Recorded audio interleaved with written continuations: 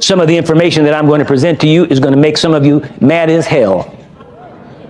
You know the hell where people go that don't know Jesus? You know that place, H-E-L-L, hell? Okay.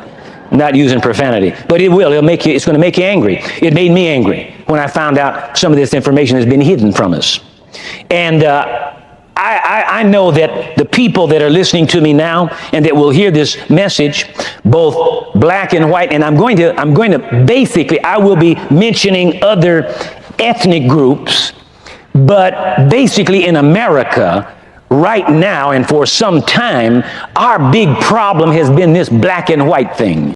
Race, racism, religion. In America, these three forces do not just collide. They have built the very system we live in. From white supremacists preaching hate in God's name, to black Americans fighting freedom, strength, and resistance through faith. Today, we are unpacking one of the most uncomfortable but necessarily conversations: how white supremacy has weaponized race and religion, and how black American continues to rise through it all. Watch and pay attention, and I will share my thought later. I ain't got time.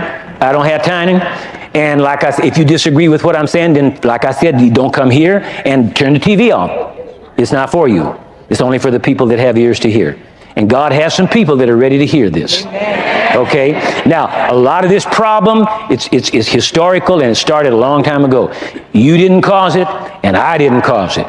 But we're living in it, in the aftermath of it. And a lot of the things that are going on is because nobody really knows how it all started. See, if you don't know how something started, then you can't make any repairs to it, because you don't know its origin, see. So we're going to have to go way back and deal with some stuff. And I'm telling you some stuff, I got some stuff to throw on you, to lay on you, that if you have curly hair, it will straighten your hair. And if you have straight hair, it'll put a curl in your hair. And if you don't have no hair, it'll grow some hair. Yeah, I kid you not. All right, now, enough of that. I was born in Santa Monica, California. I've lived in the Los Angeles area all my life. When I came into the world, we lived at 1619 Broadway in the city of Santa Monica. It was primarily at that time a white city based on its population. There was a small area of about 8 square blocks where blacks lived. There were some other scattered blacks in other parts of the city of Santa Monica, but the largest concentration of the few of us that were there were in about an 8 square block area. And when I came on the scene, things were separate. There were certain areas in Santa Monica black folk didn't go. In fact, in Santa Monica, we could not go to the beach. We could not go to the beach, play on the sand, and go in the ocean. There was a certain section that they had set out for black people. It was about a block wide, and that was it. And you couldn't go to the right or to the left. You had to go right in that one area. Well, again, when I got here, it was like that. So, you know, me, I'm a kid. I just accepted. I figured this is the way it must be. Well, I saw around the city, I saw white churches, and I saw black churches, and then there were a few Hispanic churches in certain parts of the city, and the twain never mixed. Again, I thought this must be the way it's supposed to be, you know. Well, I was not brought up in what you would call a Christian home. I had no real exposure to the church, so I didn't know that much about it, but some of the friends that I went with or palled around with, their parents went to church, et cetera, et cetera. So I heard some things about it. I heard little names here and names there and certain things like this, you know, like Jesus is the only way and Jesus is the way and all that kind of stuff. And I had a lot of questions. I was a very inquisitive person, still am, and I would ask questions, but I couldn't get any answers. Nobody had any answers for me. I couldn't figure out how come us black folk have to live in this area? How come I can't live up there across that particular boulevard? All white over there and all black over here. I didn't understand that, and nobody really seemed to have an answer. They just said, well, that's the way it's always been.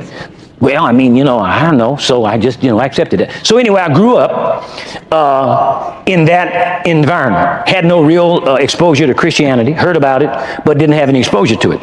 Then as I grew older, finally I married, And my wife was a Christian. I went to church with her while we were courting because I was trying to make points. And I wanted her and her parents to think that I was a nice guy, which I was. I was a nice heathen. You know, I wasn't a nice Christian. I was a rank sinner, just a rank sinner. And of course, her church didn't teach anything, and so she didn't know that she shouldn't be involved with me from a biblical perspective. But you know, God will help us when we don't know. He'll help us when He knows we don't know. It's when we know and won't do that God ain't gonna give you squat.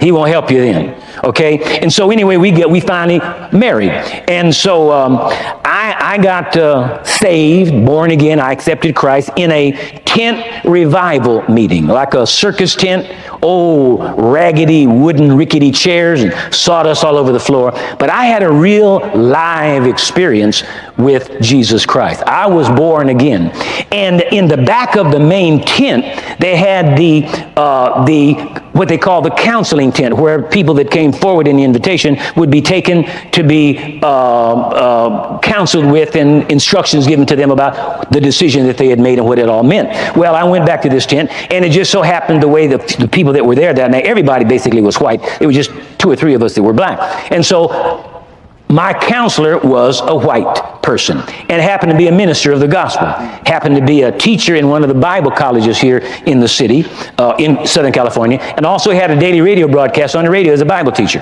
And so we talked, and he asked me why I came forward, and I just told him, you know, what had happened to me. I mean, I was really overcome. And so he asked me, did I have any questions? He explained some things to me, then asked me, did I have some questions? And I did. I had some questions. I said, I don't understand why and how this Jesus that I've just received, that how He's the way, the truth, and the life, how He's the answer, and yet everything is segregated. Is heaven going to be like that? Is going to be a segregated heaven? Well, he took the Bible and showed me from the Bible that segregation was the will of God. He showed me from the Bible that it was God's will for the races to be separated. And see, if you don't know the Bible, it can be misconstrued that way. Now, I had something happen to me that was very traumatic, and I'll explain that in a little bit. And that really awakened me and was the catalyst for me to go ahead and to prepare this teaching. Because as I've traveled all over the world ministering the Word, I find that people have these problems and nobody wants to face it. Everybody wants to just shun it off as though it didn't happen and not really get down to deal with the nitty-gritty, the real stuff on the inside. And so that's sort of a background of how I started. Now, in 1990, August the 29th, I received a letter. And I quote, "Dear Pastor Price, I hope you actually get to read this letter yourself and not a secretary who reads this and then responds with another computer-generated letter. In May, I attended the West Coast Believers Convention in Anaheim, California. You preached on faith worketh by love. Pastor Price, I need to ask you to forgive me for not loving you. I did not love you because of your skin color. I did not want to listen to you because of your skin color. In all actuality, I hated you simply because of your skin color. I asked the Lord to forgive me, and I know that I have been forgiven of my bigotry from the Lord. But Pastor Price, I would also like to know that you have forgiven me as well. It would be greatly appreciated. You also prayed at the end of your message for us as a body to receive prosperity, promotions at work, etc. I cannot remember the rest of the prayer. Anyways, I wanted you to know that I received a promotion at work. Along with the promotion came an increase in pay. Praise the Lord. Thank you, Pastor Price, for praying that prayer. Thank you for your time and your consideration. I'm looking forward to hearing from you at your earliest convenience. Your brother in Christ, P.E.R. Well, obviously, I forgave the brother. I couldn't hold anything against him. I couldn't be a Christian and hold something against the man. You know, I knew he did it out of ignorance, but at least he asked my forgiveness and I gave it to him. Then in July, that was 1990. Then in July of 1995, Charisma magazine printed an article entitled, when love crosses the color line. In August of the same year, in a section of the magazine called Letters, some response to the color line article were printed. And I quote, "I am highly offended by your articles on interracial marriage. It is wrong to marry out of your race. Jesus knows this. Since it lowers the physical standard in races, what about the offspring? Name withheld." From Centinel, Alabama. Now I want you to listen to these because these things are symptomatic. And if you're wise and astute in listening, you'll hear where our real problems are. Another letter that was in that same letters section of Charisma, and I quote, "I was so disappointed when I received your July issue promoting interracial marriage. And if that wasn't bad enough, you said Moses married a Negro. If you take the time to study your history, you'd see that there were different races in Midian at different times. What you publish is just another lie. We marry after our own kind if we want to be pleasing to God. May God open your eyes and show you the truth." End of quote. Mary Merrill from New Hebron, Mississippi. I guess she has never read Numbers 12. Turn there quickly. Numbers 12. Because, see, this is a part of the problem that we're having in America. Has been the problem since the inception of this nation. Now, notice what the lady said. When they said that Moses married a Negro, this lady said, "What you publish is just another lie. We marry after our own kind if you want to be pleasing to God." See, this is where this thing all got started. Notice how God is interwoven with this business of people's personal, individual prejudices. Now, let me also stick a pin here and say this to you. There are three sections to this series: race, religion, and racism. And I'll be dealing with each section. Actually, this is my introduction. But in racism, I'll be dealing with it, and I'll be giving a definition. Now, a lot of people have a different slant on these things. But let me tell you what I mean when I use the term so that you'll understand where I'm coming from. I basically want to zero in on racial, ethnic prejudice. Okay? That has been captured under the overall umbrella of racism. And so most of the time on the street when somebody says racism, they mean racial prejudice. And when we say racism and racial prejudice in America, we primarily mean black and white. Now that it goes other places, I'm aware of that. But I'm talking about the big thing, the big issue here is this black and white thing. Okay, and this letter, this person's response, you get an inkling of that when you talk about marry after our own kind. The first letter which said, what about the offspring? See, this is the issue that nobody has wanted to deal with because America is shot through with this idea that black people are inferior genetically. They are inferior based on their blood. And this is why there's this big thing about interracial marriage. Now, I'm going to get into that a little while later. I could give a care about interracial marriage. I'm not even interested in it one way or the other. I'm not pro, I'm not con. I'm neutral on the subject, but I got to get to that subject because that's the big hang-up that most white folks have about black people. That's the big bugaboo. Because blacks are inferior, therefore their blood is inferior. Because see, way back in time when this thing was first hatched here in this country, they thought that the disposition of a person and their quality and their character was transmitted in the blood because they didn't understand genetics at that time. So they thought this was a blood thing. So if you mix white blood and black blood, since black blood is inferior blood, then you take it and put it into superior white blood, then you taint the white blood and the white blood ain't pure anymore. So we got to keep these races apart. Sure got quiet. So it's going to get worse. But here, Numbers 12:1 says, then Miriam and Aaron spoke against Moses because of the Ethiopian woman whom he had married.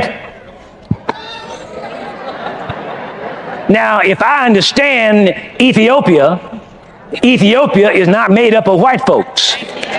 Ethiopia is made up of black folk, and Ethiopia is on the continent of Africa, not Europe.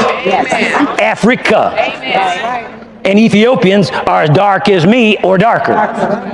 Okay? And Moses married one, and if you notice very carefully, if you read about it, God didn't say anything about it. In fact, Aaron and Miriam got on Moses' case about it, and God struck Miriam with leprosy.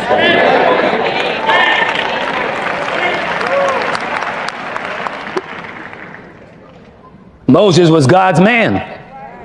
And yet, there it is right in the Bible, he married an Ethiopian. Now again, I'm not into interracial marriage right now, and I'm not promoting it. I have a section here, I'm going to deal with it. Hopefully I get to it. But this is what's coming out of these responses by these people. And I'm sure that people that are watching me right now, maybe some in this auditorium, you got the same kind of attitude. And that's where this whole thing stems from, see?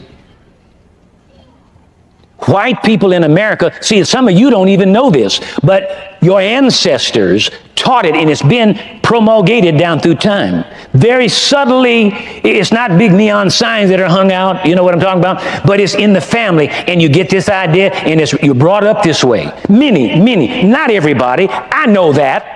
So you don't have to write me a letter and tell me you were not brought up that way. But some have been brought up that way. You know it. White supremacy did not just show up in a white hood. It was written into the foundation of the country. The idea that whiteness equals superiority was not just a cultural idea.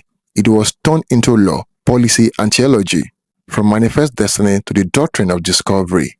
From slavery justified by scripture to Jim Crow upheld by churches, religion was used as a weapon. A way to claim divine approval for racism, colonization, and control. And many white supremacists still believe that their race is choosing, even today. But here's a twist white supremacists never expected. Black Americans took the same Bible used to enslave them and turned it into a tool for liberation. The black church became the art of resistance. A top man was called Moses. Martin Luther King Jr. preached justice from the pulpit. Malcolm X, though from a different faith, showed how religion could give power to the oppressed. Faith became fuel, not chain. White supremacy did not disappear, it just evolved. Today, you find extremists using religion to push ideas like God made the race separate. America is a Christian nation, for white Christians only. This is not faith, this is fear dressed up as theology. It is the same mindset that led to attacks on black churches, like the ones in Charleston.